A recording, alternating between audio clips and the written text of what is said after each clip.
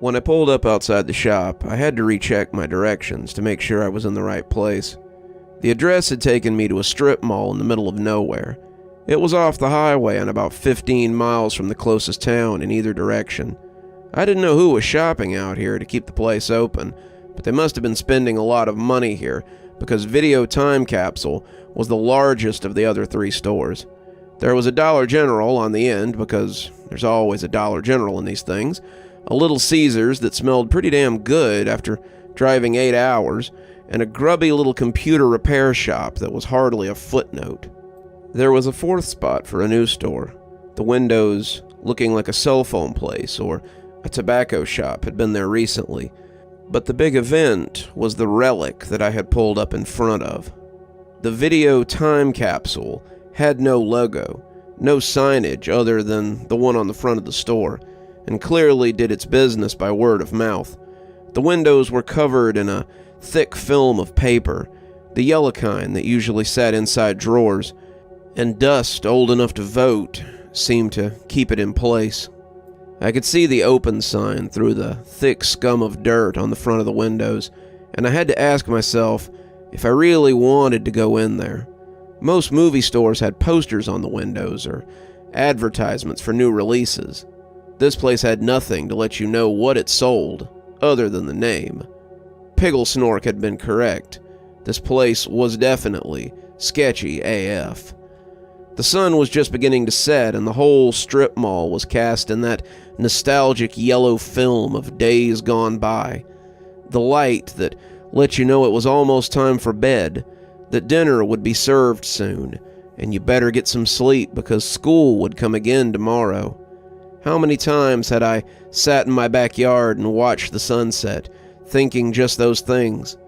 The time before dark always made me nostalgic, always reminded me of my childhood, and I guess it always would.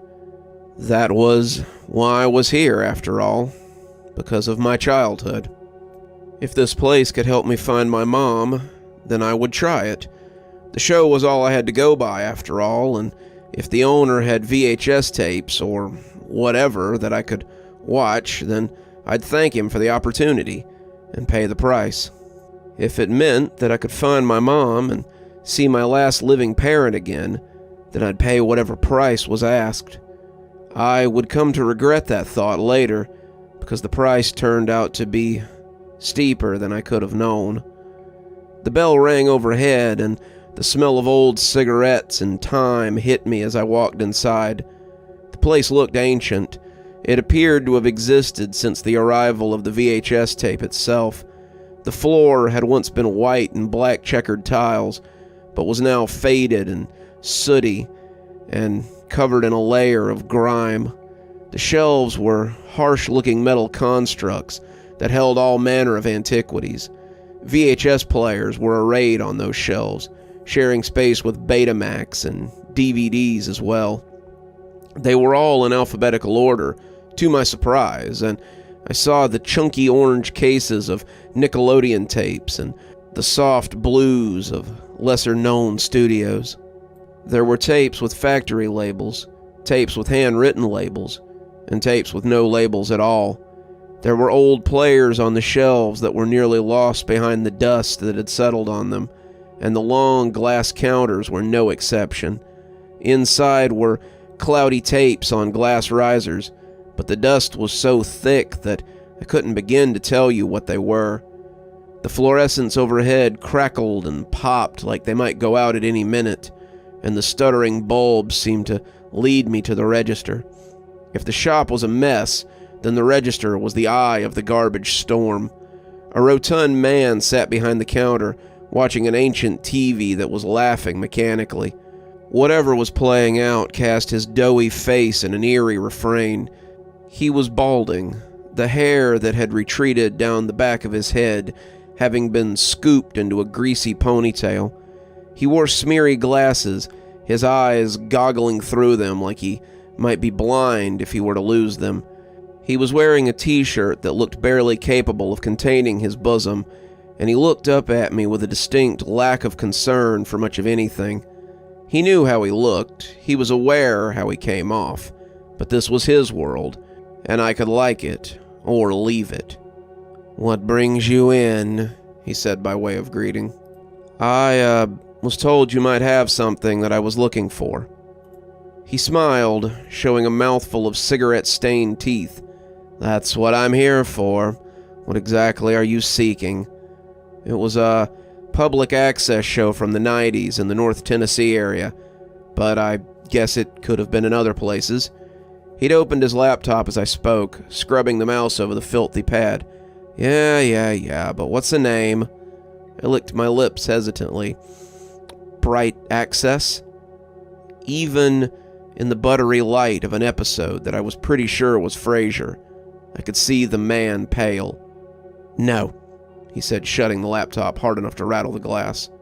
I was confused. "No?" "No," he said again, crossing his arms. I stood there, shuffling the dust as I waited for him to elaborate, but he seemed unwilling. "No, you don't have it, or no, you won't let me see it?" "No, no one sees it. I keep it because I must, but I won't let it be seen. It's cult recruitment, and..." He licked his lips and seemed to hunt for the words. "It's not right. It's cursed or haunted or something. I don't know what it is, but I'm not going to let you watch it." I searched for an argument, any argument I could, but mostly I just tried not to cry. He had the thing I needed, and he wouldn't even let me see it. How else was I going to find my mom? How else was I going to get some answers? I wiped away tears as I finally decided on the truth and spilled my guts to this greasy stranger. "Sir, you don't know me, but I'm trying to find the farm on that show. My mother disappeared when I was young, and my father believed that she had gone to that cult. He believed she was the host of the show for a while, but he cut me off. Are you trying to tell me your mother is Miss Mary?" he asked. He didn't sound skeptical. He sounded afraid. My dad seemed to think so. He forbid me from watching the show again and even broke the TV I was watching it on. That hadn't occurred to me when Grandma had handed it to me, but I clearly remembered it now. Dad had flipped the table and cracked the TV housing, breaking it in the process. When Grandma handed it to me, though, it had been as good as new. How had that happened? Had she given me a different TV? Had it maybe not been as damaged as I'd thought it was? I'd have to ponder that later, though, because the guy was eyeing me suspiciously across the counter. "How do I know you aren't part of the cult here to take my tapes?" I wanted to ask what that mattered, but something else occurred to me instead.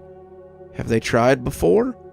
He pursed his lips, clearly not sure whether to believe me or not, but he must have decided that a little bit of trust was in order.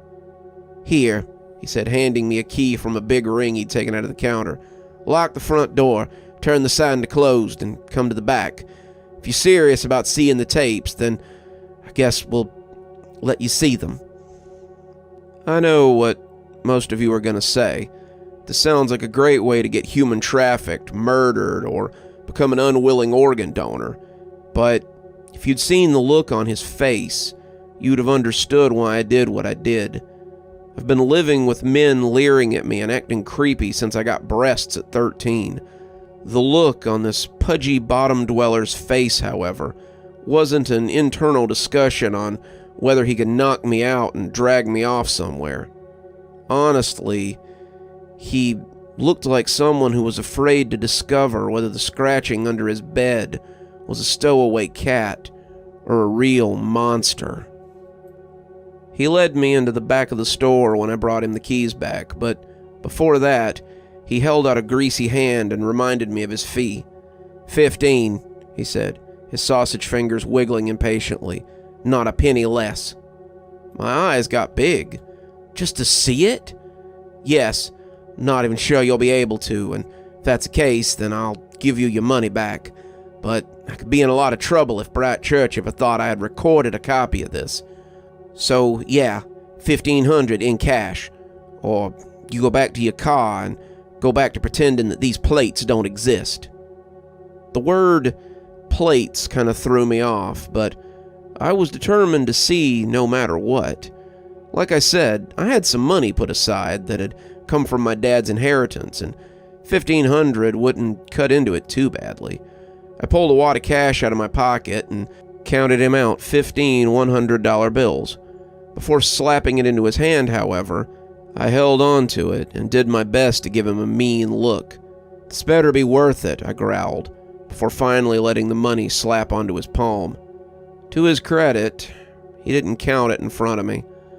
We walked into the back, and I saw that the front, as dusty and sloppy as it was immaculate by comparison.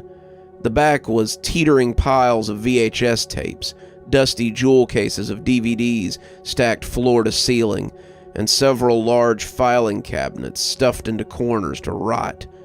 The lights were covered in thick cobwebs, and they buzzed in a way that made me think they might disintegrate at any moment.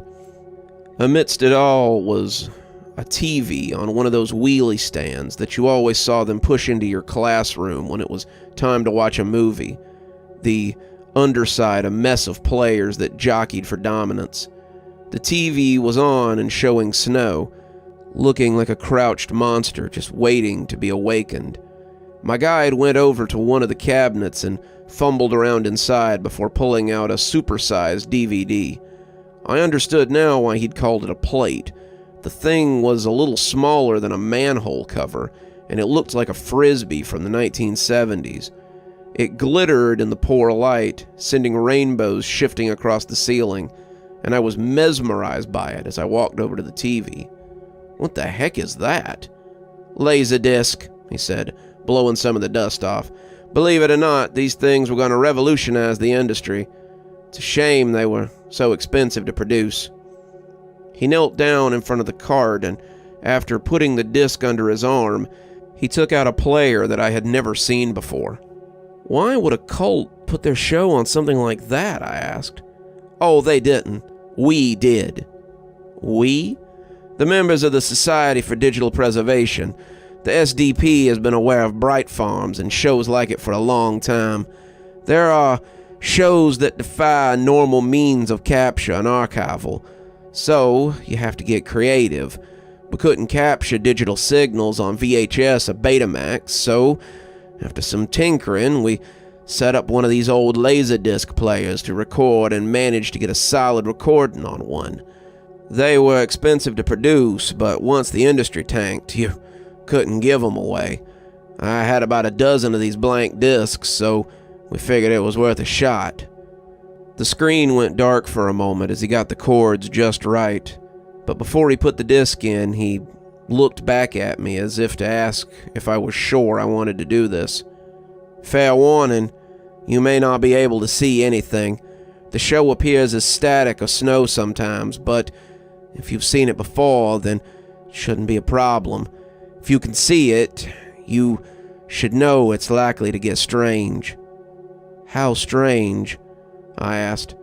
"The recording was made on June 3rd, 1999, but the episode we recorded isn't what it always seems to be.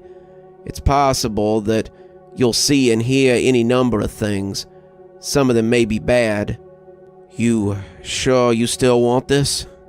I wasn't, but I nodded anyway, and he pushed play on the player before moving towards the door faster than I would have thought him capable. "Aren't you staying?" I called at him, confused by his sudden retreat. "Absolutely not. She was not pleased to see me the last time I watched it." "Who?" But I turned back to the screen as the opening song began to play. It panned in on the country store, the idyllic valley looking just as I had thought it would. As we entered the store, I saw Miss Mary busily wiping the counter as she went about her tasks. She hadn't noticed me yet, but as she looked up into the camera, her face split into a grin of surprise and joy that was more than a little infectious. "It's you! Welcome back, my dear. I'd wondered if I'd ever see you again." She leaned on the counter, her eyes fixated on me as the two of us stared at each other. "Where's your father? I'd hoped he'd come to see me." "Dad's dead," I've said, feeling a little silly to be talking to a TV set. Miss Mary looked a little sad, but not terribly surprised. I suppose his heart couldn't keep up with him forever. It's a shame, though. I was hoping he'd come to his senses. This was all getting a little weird, and I decided to ask my questions before I lost my nerve. "Where are you, Mom? I'd like to know you, if that's even possible anymore." She smiled at me, her teeth huge and white in her mouth. "And have you accepted the bright into your heart?" I shook my head slowly, not even sure what that meant anymore. "I don't know, Mom. I don't even know what that means." She shrugged. "Only those who have accepted the bright can truly find this place. Them and those who are called by the bright. Do you have something you desire, my dear? Something that the bright can return to you?"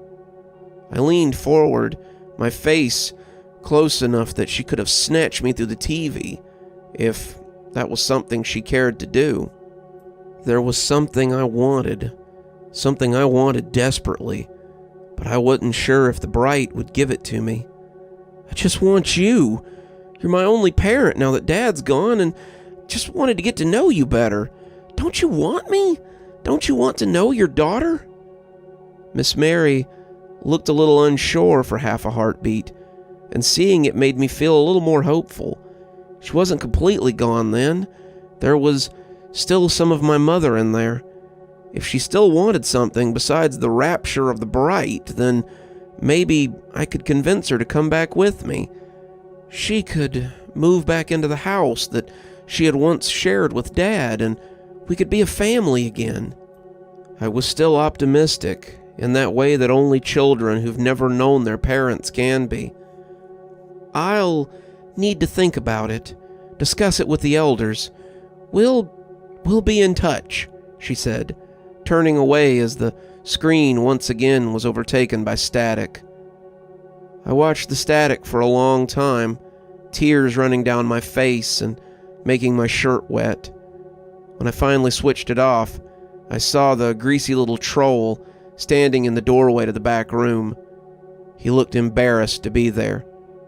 "Did you get what you were after?" he asked as I came out, wiping my eyes with the back of my hand. "I don't know. Maybe. I saw my mom. I guess that's all I really wanted in the end." He tried to give me my money back, but I wouldn't take it. I'd bought the ticket to the show, and I'd gotten what I'd paid for. I'm in the parking lot of this tiny roadside motel now, preparing to go in and stay for the night. We'll see what sort of answers I can find here, and I'll keep you all updated when I know more. You're still here. Thanks so much for joining us for tonight's spooky tale.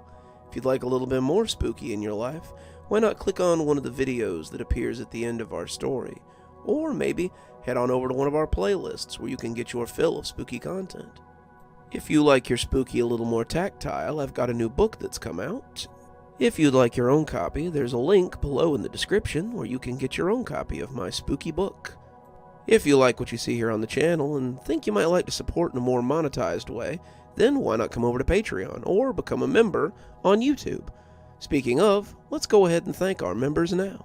Thanks to Civ Garstad and Unicorn Hollow for being our spooky ghost contributors. Thanks to Saikat, Lee Kendall, Janet, and Chris Kinsella for being our spooky skeleton tier contributors. And of course, thanks to Xaronan, Winter, Tyler Parker, Stephanie Carrington, Sarah ASMR, Hi Stacy, Emily Coltsfoot, and Cinnamon Fox, and Bella Lee for being our ghostly reader tier contributors. Thanks everyone. We just couldn't do the show without you. As I said, if you'd like to have your name read out at the end of every episode that I make, and maybe get a little more, come on down to Patreon and sign up, or become a member on YouTube. Ghostly Reader tier contributors get a book anytime I write one, which is usually about twice a year. So, what are you waiting for? Come on down and give it a look. And as always, thanks for stopping by. Dr. Plague, signing off. Have a wonderful evening.